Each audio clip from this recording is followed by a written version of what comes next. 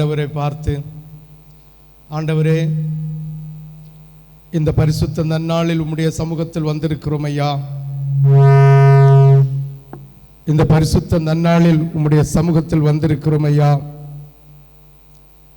இரக்கமும் மகிமையும் நிறைந்த எங்கள் நல்ல இயேசுவே, உமது கரம், உமது மகிமையின் கரம் எங்களோடு இருந்து எங்களை வழிநடத்தி இந்த பரிசுத்த ஆராதனையில் உம்முடைய மகத்துவத்தின் மகிமை, உமது மாட்சிமையின் மகிமை, உமது கிருபையின் மகிமை எங்களை வழிநடத்த வேண்டும் என்று ஆண்டவரை நோக்கி பாருங்கள்.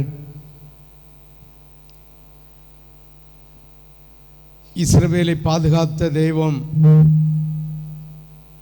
அவருடைய பிள்ளைகளாகிய உன்னையும் என்னையும் பாதுகாக்க அவர் வல்லவராயிருக்கிறார். நித்தமும் அனுதினமும் அவர் நம்மை நடத்தி அனுதின ஆகாரத்தை தந்து தேவையான வஸ்திரங்களை அவர் நமக்கு உடுப்பித்து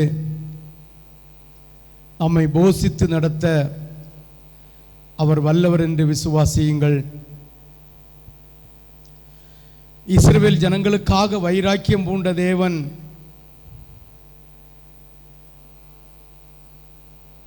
செங்கடலுக்கு எதிராக செயல்பட காத்திருந்த வலு சர்ப்பத்தின் தலையை முறித்து போட்டு அவருடைய பிள்ளைகளை கட்டாந்தரையில் நடக்க வைத்த தேவன் அவர்களுடைய எதிரிகளை ஆழியிலே அமிழ்த்தி போட்ட தேவன் அல்லவோ இன்று நம்மையும் நடத்தி கொண்டிருக்கிறார். அவ்வளவு மகிமையாக நடத்துகிற தேவன் என்று நாம் விசுவாசித்து நம்மையும் நடத்த அவர் வல்லவராயிருக்கிறார் என்ற உற்சாக பலியிட்டு ஆண்டவரை நோக்கி கூப்பிட்டால் நிச்சயமாகவே நிச்சயமாகவே நிச்சயமாகவே உன்னையும் என்னையும் நம்முடைய திருச்சபையின் ஒவ்வொரு பிள்ளைகளையும் தேசத்தில் இருக்கிற நீதிமான்களையும் பரிசுத்தவான்களையும் கைவிடாத நேசர் அல்லவோ.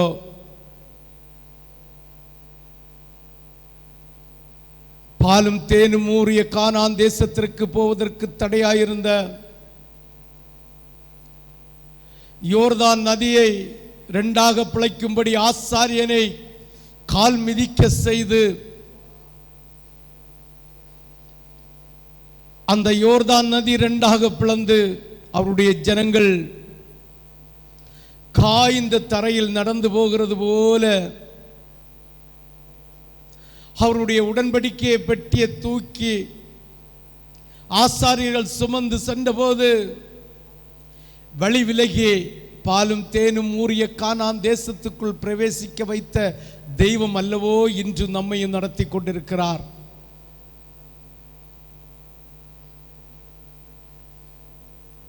அவருடைய ஆசாரியர்கள் ஆகிய ஊழியக்காரர்கள் இன்று வேதத்தை கையில் எடுத்து நமக்கு இருக்கிற தடைகளையும் பொல்லாப்புகளையும் உபத்திரவங்களையும் மாற்ற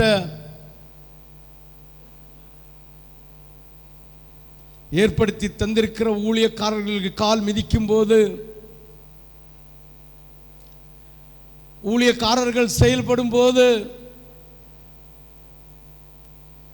திருச்சபை எல்லா உபத்திரவ கண்ணியில் இருந்து விடுபட்டு உலகத்தின் நன்மையை புசிப்பதற்காக பருகுவதற்காக வழிவகை செய்கிற தேவன். அது மட்டுமல்ல, பாலும் தேனும் ஊறிய கானான் தேசத்திற்கு ஒப்பான 1000 வருஷ அரசாட்சியிலே பங்கு பெற்று ஆசாரியனாகவும் ராஜாக்களவுமாக இருந்து ஜனங்களை நியாயம் தீர்க்கக்கூடிய மகிமையை தருவதற்காக அல்லவோ ஒரு மணவாட்டி சபையை அவர் ஏற்படுத்தி இருக்கிறார். தேவ பிள்ளைகளே,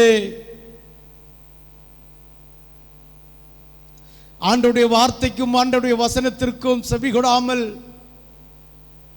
விளையாட்டுத்தனமாய் போகிறவர்கள் புத்தி அற்றவர்கள் என்று நேற்றைய தினத்திலே கர்த்தர் நமக்கு கற்றுத்தந்தாரே. ஞானம் உள்ளவன் தன் வீட்டை கட்டுகிறது போல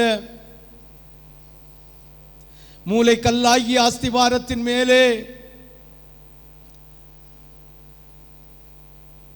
கட்டப்பட்டு எழுப்பப்படுகிற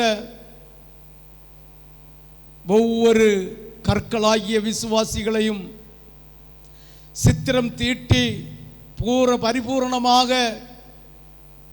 அதை வைப்பதற்காக, ஆசாரிய ஊழியம் செய்வதற்காக அவர் உன்னை சித்திரம் தீட்டுகிறது போல அவருடைய வசனத்தினால் தீட்டிக் கொண்டிருக்கிறார். இதை அறிந்து கொள்ளாமல் புரிந்து கொள்ளாமல் தங்கள் மனமந்த வாழ்க்கையிலே வாழ்ந்து கொண்டு தங்கள் இருதயம் விட்ட வழியே செம்மையானது என்று சிந்தித்துக் கொண்டு போய்கொண்டிருக்கிற தேவ பிள்ளைகளே, அவருடைய நினைவு உன்னுடைய நினைவு அல்ல. உன்னுடைய நினைவு அவருடைய நினைவு அல்ல. வானத்துக்கும் பூமிக்கும் எவ்வளவு தூரமோ அவ்வளவு தூரமானது. நீரோடையை வாஞ்சித்து கதறுகிற மான்களைப் போல, நீரோடைகளை வாஞ்சித்து கதறுகிற மான்களைப் போல அவருடைய நீரூற்றாகிய ஜீவ நதியை பருவதற்காக தாகத்தோடு இயங்க மாட்டீர்களா? நீ பொன்னாக விளங்கும்படிக்கு கர்த்தராகிய தேவன் 7 குகைக்குள்ளே போட்டு உன்னை உருவாக்கி வரும்போது உன்னுடைய இருதயங்கள் சோர்ந்து போய் விடாது இருப்பதற்காக தேற்றரவளாராகிய பரிசுத்த ஆவியானவரை நமக்கு தந்துவிட்டு போனாரே.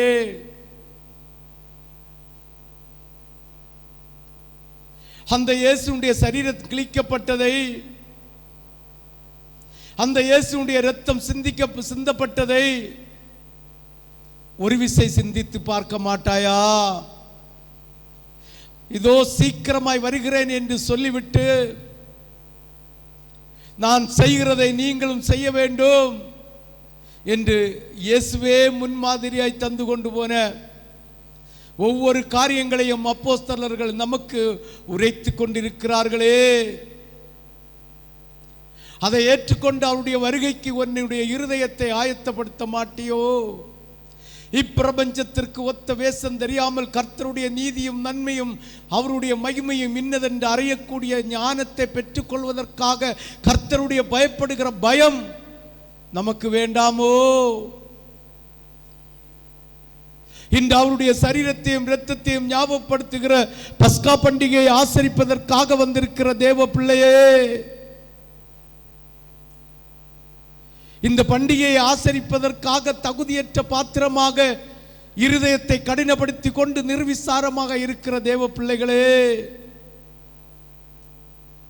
உங்கள் அனைவரையும் குறித்து ஏக்கத்தோடு வந்தாரே, உங்கள் அனைவரையும் குறித்து வேதனையோடு வந்தாரே. அந்த தேவனை கண்ணோக்கி பார்க்க மாட்டாயா? அந்த தேவன் உன்னோடு இருந்து உன்னை வழிநடத்த வல்லவராயிருக்கிறாரே. அந்த தேவனை நீ கண்ணோக்கி பார்க்க மாட்டாயா? இப்படி சொல்ல மாட்டாயா? நமக்காக ஜீவனை விட்ட இயேசுவை பார்த்து நம்மோடு இருந்து நம்மோடு பேச, நமக்கு தேவையான மன்னாக்களை தர, நம்ம தேவைகளை சந்திப்பதற்காக உயிரோடு எழுந்தவரை ஒரு விசை சிந்தித்து பார்க்க மாட்டாயா? உன்னையும் என்னையும் அனுதினமும் வழி நடத்த, நம்மை சந்திப்பதற்காக அவர் சீக்கிரமாக வந்துடுவாரே. அந்த இயேசு போதும். எந்த நாளிலும் எந்த நிலையிலும் என் வாழ்விலே இயேசு போதும் என்று உள்ளத்தின் ஆழத்திலிருந்து சொல்வாயா? ஒருவேளை சத்துருவின் போராட்டங்கள் வந்து மனுஷர்கள் நிந்தனைக்க கூடிய நிந்தனைகள் வந்தாலும் மனுஷர்கள் அவமானமாய் பேசக்கூடிய சூழ்நிலை வந்தாலும் நீ என்னை நோக்கி பார்க்க மாட்டாயா என்று கர்த்தர் உன்னை பார்த்து கேட்கிறார். பிசாசின் சோதனை பெருகிட்டாலும் சோர்ந்து போகாமல் முன் செல்லவே. பிசாசின் சோர்ந்து போகாமல் முன் செல்லவே. உலகமும் அமிசமும் மயக்கிட்டாலோ மயங்கிடாமல் முன்னேறவே. உலகமும் அமிசமும் மயங்கிடாமல் முன்னேறவே. இயேசு போதுமே.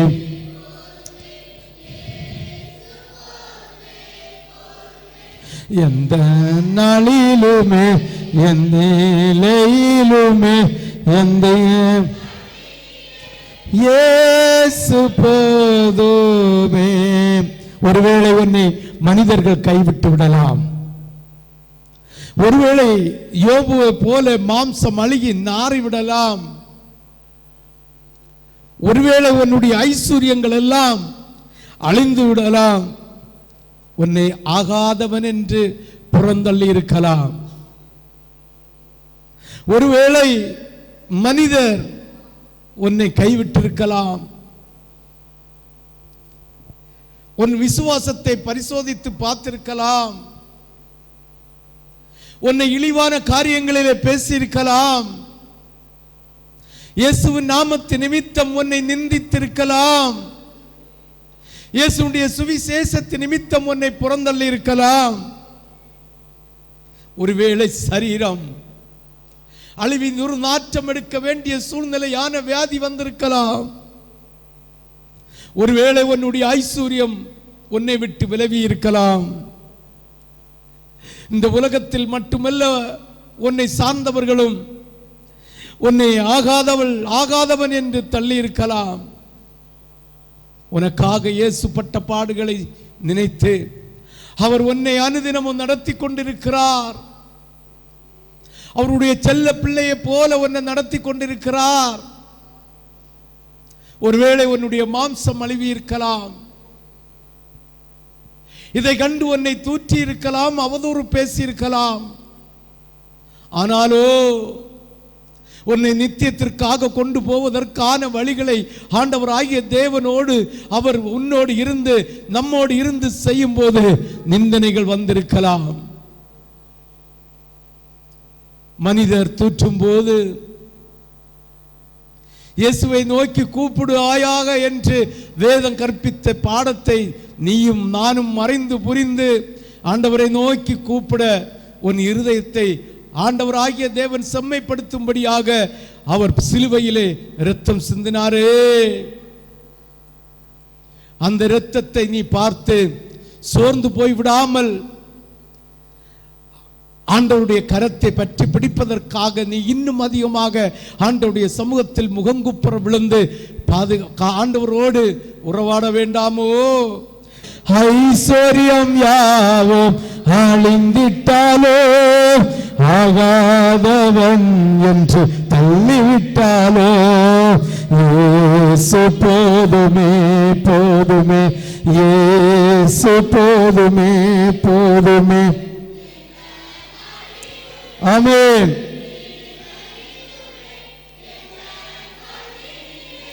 இயேசு போதுமே எந்த நாளிலுமே.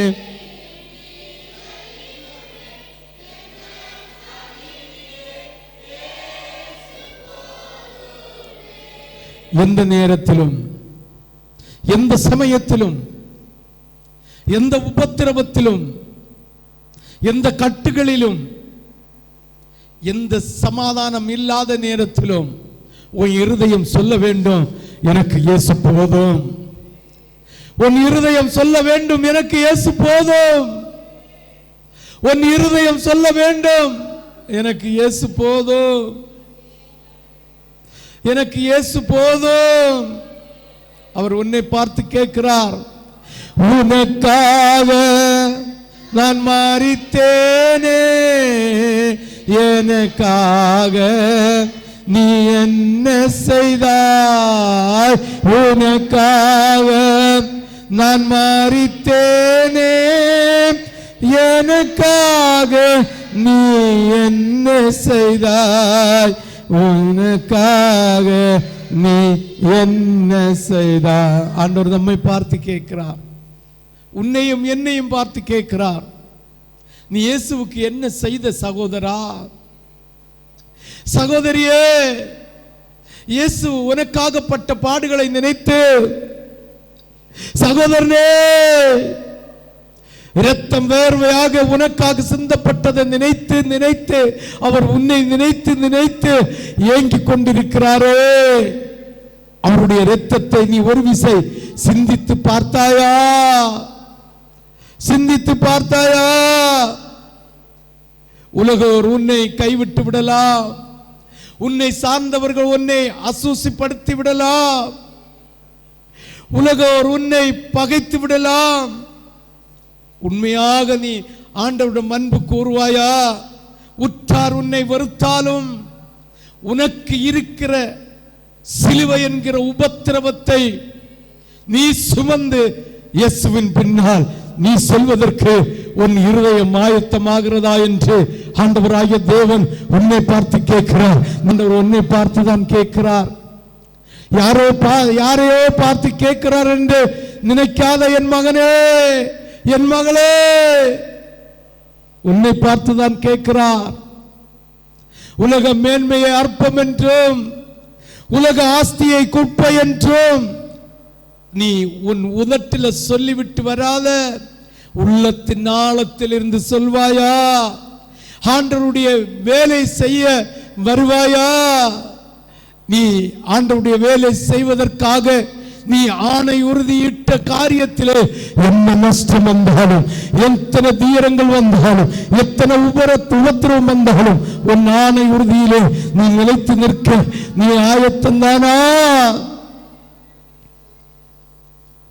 உலக மேன்மை அற்பம் என்றோ, உலக ஆஸ்தி குப்பை என்றோ, உலக மேன்மை அற்பம் என்றோ, உலக ஆஸ்தி குப்பை என்றோ, உள்ளத்தினின்று கோருவாயா?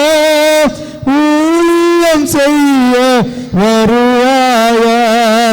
ஊழியம் செய்ய வருவாயா? சொல்லு, உனக்காக நான் மரித்தேனே, எனக்காக நீ என்ன செய்தாய், உனக்காக நான் மரித்தேனே, எனக்காக நீ என்ன செய்தாய், எனக்காக நீ என்ன செய்தாய். சிந்தித்து பாருங்கள். மேய்ப்பன் இல்லாத ஆடுகள் போல இயேசுவை அறிந்தவர்களும் அறியாதவர்களும் புரிந்தவர்களும் புரியாதவர்களும் அலைந்து திரிகிற இந்த தமிழ்நாட்டிலே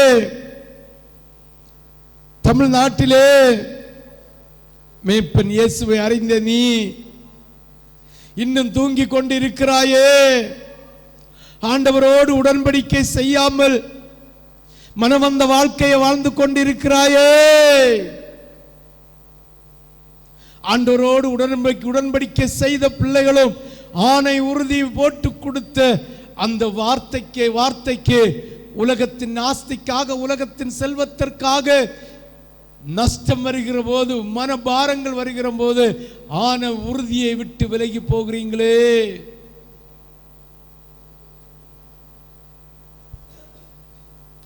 மேய்ப்பனில்லாத ஆடுகள் போல் பார் அவ புல்வெளியில், மேய்ப்பனில்லாத ஆடுகள் போல் மேய்கின்றார் பாவ புல்வெளியில். மேய்ப்பன் இயேசுவை அறிந்த நீயோ மேன்மையை நான் நாடு ஓடுகிறாயோ, மேன்மையை நாடு ஓடுகிறாயோ. தேனே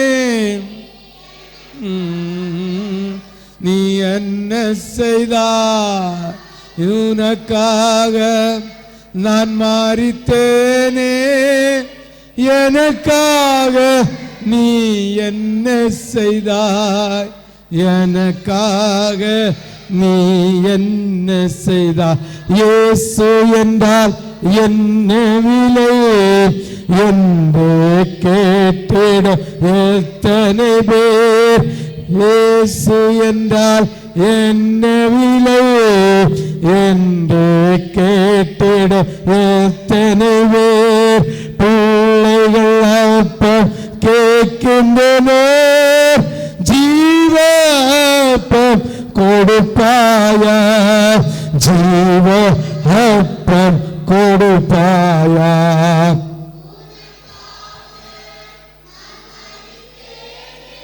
ஆமென்.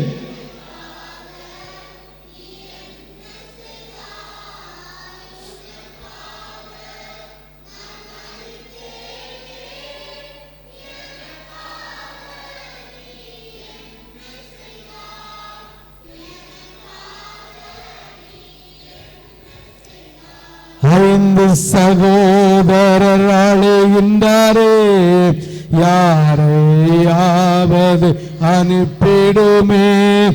ஐந்து சகோதரர் அழைகின்றாரே, யாரையாவது அனுப்பிடுமே. யாரை நான் அனுப்பிடுவேன், யார்தான் போவா எனக்காக, யார்தான் போவா எனக்காக. உனக்காக நான் மரித்தேனே, எனக்காக நீ என்ன செய்ய.